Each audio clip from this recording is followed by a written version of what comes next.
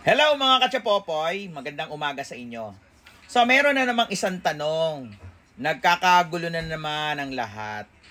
So kayang-kaya natin ito para at least masagutan nyo. So ito yung isang pattern na question sa board exam. Pattern ha, pattern, paano gumawa ng question. So nilagay ko dyan, which is best, no? Which is best describe classical theory. Yun lang ang tanong. Kasi kapag kaya ka gumagamit ng salitang best, ibig sabihin yan yung pinaka. Di ba? Pinaka. So, kaya gumamit ng best dyan kasi lahat ng pagpipilian ay pwede. Ngayon, alin ang pinaka-best describe classical theory? Okay, sabi nga sa inyo, pag gumamit ng best, ibig sabihin pinaka. Dahil bakit? Yung mga ibang magpapagpilian na yan, yung apat na yan, lahat yan pwede. Pili ka lang ng isang pinaka-best. So, ulitin natin tanong. Which is best describes classical theory? A. Focus to crime committed. B. The concept is free will and retribution. C. Disregarding minors, invisibility, and condition of offender. Or D. The certainty of punishment. So, tama naman ang classical theory, focus to crime. Okay, focus to crime. Wala ta kayong pakialam sa tao. Basta nakagawa ka ng krimen, yun ang usapan. Diba? Letter B, the concept is free will and retribution. So, tama naman yan. Kapag gumawa ka ng crime, ginusto mo yan. Kaya dapat parusahan. Tama naman yan.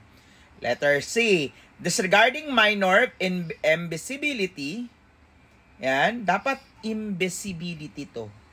No, pasensya na, typographical error diyan. And condition of offender. So dito guys, sabi dito walang pakialam sa mga sa mga bata, sa mga may toyo na gumawa ng crime. Okay, walang pakialam sa may bata. Yan, walang pakialam sa mga bata, may toyo na gumawa ng crime. Okay? So, yun yung yun ang usapan diyan. Wala tayong pakialam diyan. Letter D, the certainty of punishment. Ibig sabihin, siguraduhin na dapat mapaparusahan. So, meron diyan? Biglay tayo ng sample dito muna. Doon tayo sa disregarding minor invisibility and condition of offender. Halimbawa, may bata gumawa ng krimen. Bata. Halimbawa, mga 2 taon gulang, hinagisan ka ng granada. Pag gano'n,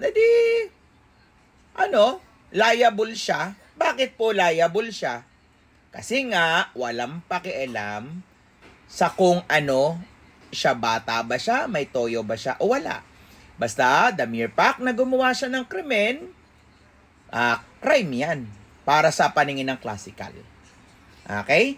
So, the concept is free will and retribution. 'Di ba? Kaloobang ginusto mo. Tama din naman lahat. Halos tama naman lahat ng pagpipilian. Pero ang pinaka-best answer diyan, the certainty of punishment. Kasi sa classical theory, sinisigurado niyan ikaw ay parurusahan sa ginawa mong crime. 'Yun ibig sabihin niyan. Okay? So, kasi ito mga concept na, concept kasi ito yung free will and retribution. Ito naman, mga disregarding minors, lahat yan, kasama naman yan. Ano yung pinaka-best na nag-discuss sa classical theory? The certainty of punishment.